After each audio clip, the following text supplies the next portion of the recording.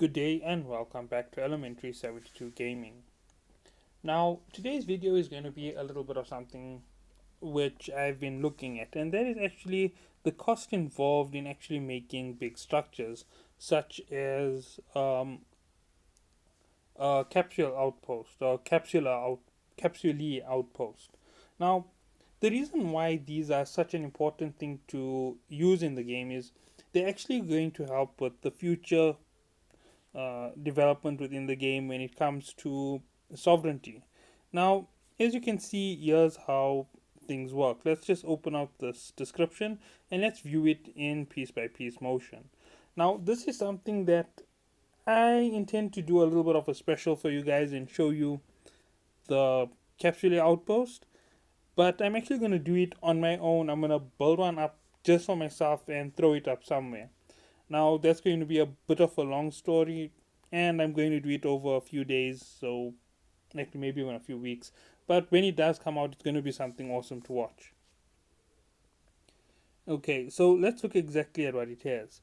It has an overall defense of 7,500,000. Basically, that's what it has.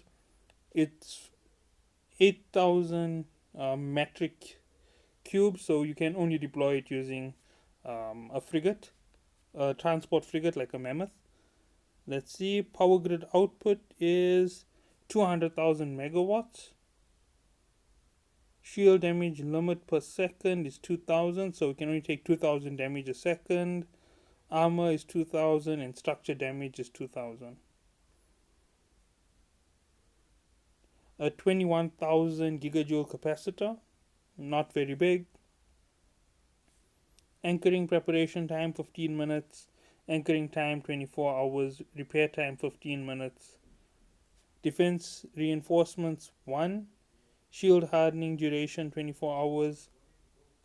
Minimum armor hardening duration 48 hours. Unanchoring time 72 hours. Fuel tank capacity 500 million. Okay, so it is quite nice. Now, anchoring and management rules. Let's look at them quickly. Now, here's the thing, I haven't actually viewed all of it. It was just something that I wanted to go through. Place the capsule outpost on the ship when in space. Open your inventory, select the capsule outpost, and tap anchor to enter the anchor screen. Okay, so this is all of the basics that come with deploying it. Preparation state vulnerable for 15 minutes. Anchoring state is vulnerable for 24 hours, and repair state is vulnerable for 15 minutes. So, yeah, those are the rules.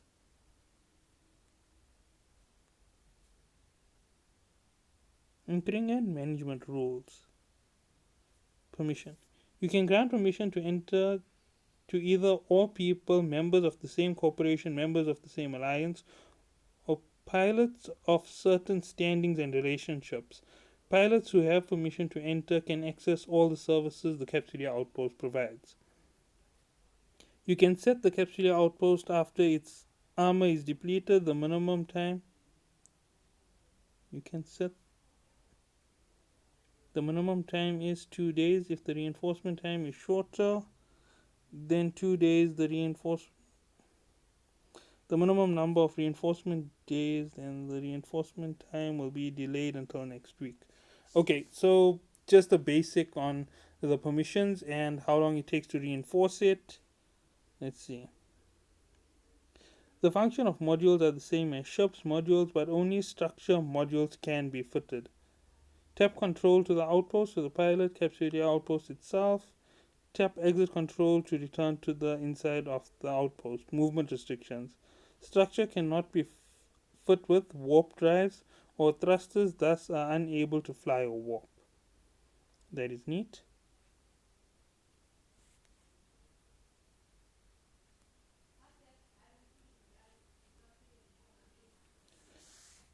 Mm. The capsule offers great value for money if you're looking to conduct activities on a moderate scale. This can serve as your personal base of operations.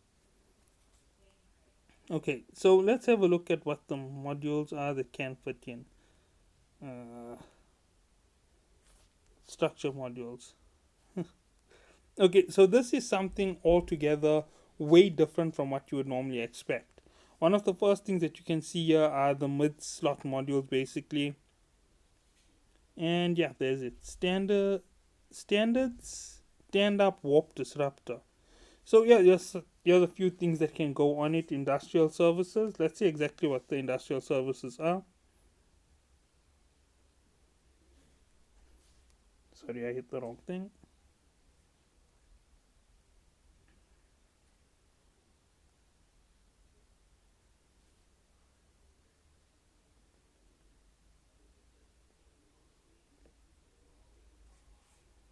Okay, so if you do make outpost, you always have the opportunity to put in things on it. Now let's see what are the other.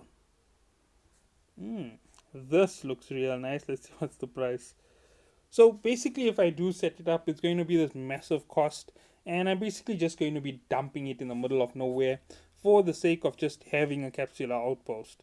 Now, it does have a lot of health. It does seem like it has quite a bit of firepower, but the one thing to note about it is actually something you can have a little bit of fun with. And when I say have a little bit of fun with, I mean if you are in a nullsec corporation, talk to your management, talk to your corp heads, and get permission to build one. They aren't super out of the league of expense when it comes to building them. You could get your industrial guys to build up everything for you. Instead of it costing you 150 million per module, it could cost you 100 million per module. That's your structure. You're gonna need. Wait, let me just open this production. So I already did look at the production. I didn't actually look at the structure itself. Now, when it comes to everything, you're going to need all of your modules and everything produced, and you're going to have to be ready to go and deploy it. Now, yes, it is going to take some time to make it, and it is going to be a very, very big deployment. So let's go straight to. Okay, here we go. Now, the reason why I'm just opening it like this is it actually gives everything that you need to put in. Okay, so the first thing is you need to have your structure construction put in. Once this is in, you actually have a nice base, and this is actually part of how it's going to be built. As you can see, you need to have three of these just to start. You need to have storage, docking bays, structure repair, structure medical, structure hangar, structure office, structure market. Now, once everything is in and you've actually built this up, as you can see, it's a T6 level build. You are now able to go and deploy it wherever you want to. But remember, it does have quite a big footprint. It is 8,000 cubic meters. So wherever you take it and deploy it, it's a one-time drop and deploy. So make sure that you have the right location for it. Now, what are the best locations to set it up for a start? Okay, I'm not giving that away just yet. I'm going to have some fun with where I put mine. I might make multiple outposts and just have fun with them. Maybe three, maybe four, who knows, maybe even five. But what I'm going to do with them is I'm actually going to go and deploy them in an area where you wouldn't expect to find the outposts. And some of them are going to be destroyed, all of them might actually be destroyed, but it's going to be a little bit of fun from my side. Now, a lot of players have criticized me in the past for not doing things on my own, and I would have just asked another player for all of this information. I actually can get all this information right now if I just ask for it. But this is something that I want to do on my own. It's going, if I do get one which is totally set up and ready for me, I'm going to make it my collection station. So it's going to be a very expensive piece of machinery, and it's just going to sit in the middle of nowhere. I'm going to see maybe it does generate an income. And let's see what is the cost on production. 450 million. Now, with all of this being explained in a wide perspective the way I'm doing it right now, it isn't very easy to understand how to do it. Now, you could reverse engineer those pieces. Let's see. No, you can't reverse engineer it. Oh, yeah, that's my favorite reverse engineering thing that I've been holding on to. Can't wait till I can do it. But nonetheless, once you do have everything and you're ready with your first construction of a major outpost, have some fun, as I was saying. Go get permission from your corp. If you're capable of doing it, obviously don't go and break yourself to try and make one of these stations to have fun. Now, with the introduction of interdiction spheres, these are going to be some of the things you can have fun with. Let's say, for example, you are now stuck in Paragon Soul. That would have to be Genesis Federation. I love referencing those guys. So here's it. You're in the middle of Paragon Soul. You're stuck there. There's nowhere to go. You don't have any allies to travel to. And you're not really having much of a fight with enemies. Plus, with Sovereignty coming up in a few weeks or a few months, I'm not exactly sure when they said it was coming out. But once it does come out, these actually play a part in the whole build up process. You put up your citadel, and from there, you actually control the system. And once you control the system, you activate defenses and you build century cannons or structure cannons, and you are going to go and fit them out at different parts of your sectors. You're going to put them around the gates to defend your gate. You're going to put them around your station to defend your station.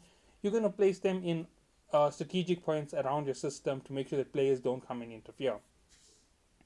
Now, the easiest way for you to do this would be to actually travel all of the straight routes within your system, set up everything, and make sure that it's this massive jigsaw of death for anybody who approaches your territory, unless they're allies. If they're allies, it's not going to fire on them.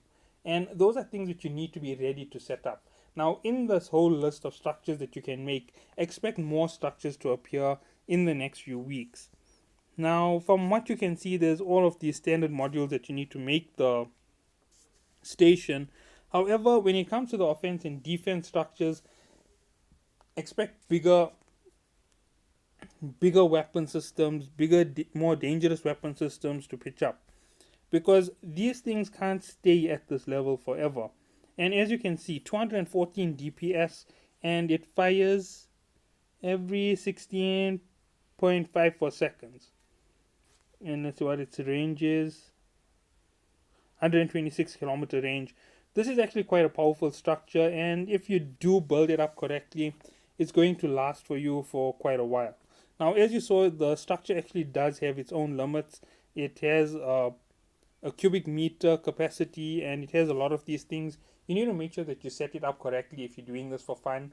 Even if it is just for fun, make sure that it can defend itself for a bit once it is up. Obviously, if you're going to anchor, try and keep it quiet. If you're doing this here for fun, like, talk to your leaders, as I'm saying, of your corp, and maybe get one or two guys to help you. Don't make your teams bigger than one or two, because when it gets big like that there, players are going to jump into your sectors and they're going to interfere with it. Even your own allies might interfere because they don't want you to have these stations, because they were planning to betray you later on, and you could cause things to go out of hand. So keep it quiet, set it up, and have a ball with it. Play around with it, stock up all your stuff within it. Remember, if it ever gets destroyed, everything that is inside will go to the nearest ICT. And if you want to, you can open it up for your entire corp.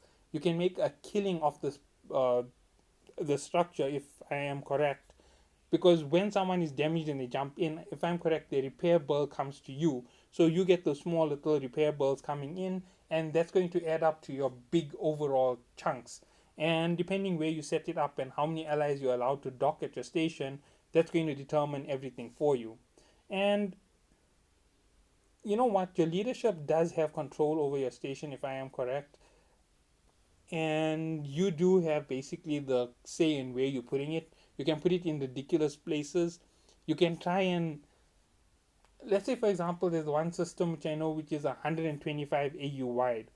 If you go into that system and you want to set up outpost in a really odd spot, you can try and make sure that you put yourself perfectly between the two gates at like 60,000 at 60 AU between both gates, and then you can try and drive yourself in towards the system and put your outpost in a place where nobody can get it. It might take you 2 or 3 days of travel within the system to get to where you want to go, but once you have it in place, it's going to be something that nobody is just going to warp to. And you can actually plant these stations, have everything flowing in and out of your station all the time, and by the time you have mastered your station, you have something that nobody is actually going to want to really interfere with. because you have it in a masterful spot. Let's say it's outside of the regular range. Once it is detectable, players might interfere with it, might try to fight it off. But one of the best pieces of advice would be set it up right at the moment when sovereignty drops. Now, what does that mean? Find out, look through all the information. If I'm correct, one or two of the YouTubers already have the exact date for sovereignty. I'm not sure if I am correct on the date that I think it is. I thought it was the 23rd of November. It could be the 23rd of November. So set it up prior to sovereignty. When sovereignty comes out, where your station is, you may gain control over the system. Then you can equip your sanctuary guns and everything to protect it. And basically, you have a massive camp out system. They're going to have to travel in fleets with MOA guardians and so forth just to travel through the system where it's located. And if you do put things in correctly, you can actually warp disrupt them and hit them. Remember, if they're going to jump to your station, you can only jump 100 kilometers out. You have 126 kilometers on your large weapons. If you don't purchase large weapons, it's your fault for not having the defense. And considering how hard it hits, it may even take 16 seconds to do it, but if you equip everything correctly and they decide to jump directly onto your station to hit you hard, even if there's 10 of them in a fleet, they can only do 20,000 damage at a time. You have over 7 million complete overall defense. When they attack your station, you're not going to have it destroyed instantly. This is after it's completely set up. Blast them all away, nobody will be the wiser. And after that, you're going to be a happy camper. You're going to have tons of loot around your station. You can just keep going in there with something as simple as a Condor 2. Pick up all the loot from anybody who keeps attacking your station if it's in that odd situation. Let's say, for example, a gate camper system. uh let's see, there's a syndicate route, there's the catch route, there's the curse route, providence. There's so many routes where you get these campers who fill the situations between the gates where PvE players go. Set it up and launch it. Now, this is an entirely different thing from setting up a regular gate camp. These are sovereignty control systems. If I'm correct, you will get a warning that they are sovereign control systems that you're about to pass through. If you don't have a friendly status with them, the sanctuary guns will destroy you. So that will be the warning you will get before you jump through. And once you jump through, you know you're going to get hit by those cannons if you aren't friendly. So that is something else for you to consider. And I may be wrong on 90% of what I'm saying right now, but I'm thinking of doing this myself for fun. So here's a little bit of fun that I am planning, and I'm giving you a little bit of a heads up. I'm suspecting it's going to take me about 3 to 4 weeks to actually get it done. I can do quite a big push when I want to make ISK really fast. And over the next 3 days, I'm actually making a massive push. You might actually get a video collaboration between me and another YouTuber in the next few days. So anybody who does want to find out who I am collaborating with, keep an eye on the channel. They will be showing it up. If you do think that this will be a fun idea, just hit the like button. And if you want to see all the crazy things that I'm going to get up to in the next few weeks, because I am going to take this gameplay to the way that I want to do it. I don't want to be that goody two shoes player forever. I actually want to show players what it means to PvP. And it doesn't mean I'm going to show a kill counter. I'm never going to show a kill counter. Even if my kill counter is the best kill counter in the game, it's never going to be shown properly. If it ever is shown, you'll just get a glimpse of it and maybe you'll see the figure, but I'm not going to give it away. And that is just about how I'm going to play this. Now, as I said, if you want to see all this stuff coming up in the future, give a like and let's see what I can get. Thank you all for watching.